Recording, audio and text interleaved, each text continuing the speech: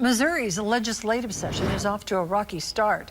In the state Senate this morning, lawmakers called it a day after less than an hour in the chamber. Joe McLean sifts through the escalating conflict among Republicans.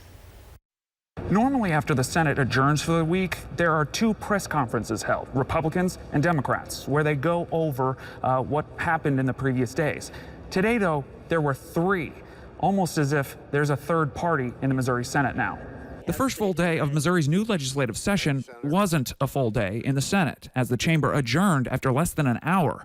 The majority leader blamed her party's infighting. I don't want to see us devolve into personal attacks for personal positions on something, because once that starts, it's very hard to get back to any kind of positive momentum. The divide isn't between Republicans and Democrats. It's between Republicans and other Republicans. A national group of far-right lawmakers recruited a small faction of GOP senators in Missouri to be part of the state's Freedom Caucus chapter. Senator Rick Bratton is the group's leader. Our mission is to advance the cause of our Republican platform, and that's why we have formed. It's not to be an obstructionist. But obstruction is what happened on Thursday, as the typically mundane task of referring bills in the first week was derailed by disagreement on Republican priorities. I didn't get to refer the education bill today. We were going to refer the education bill and have a hearing next week. But Rowden noted politics is about working with other people. It's going to be frustrating.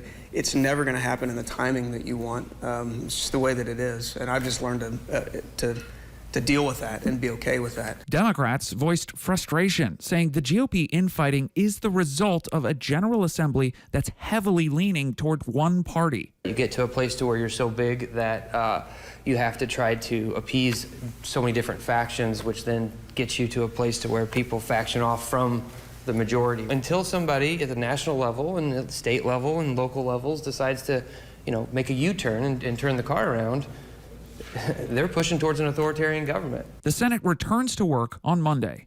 In Jefferson City, Joe McLean, KY3 News.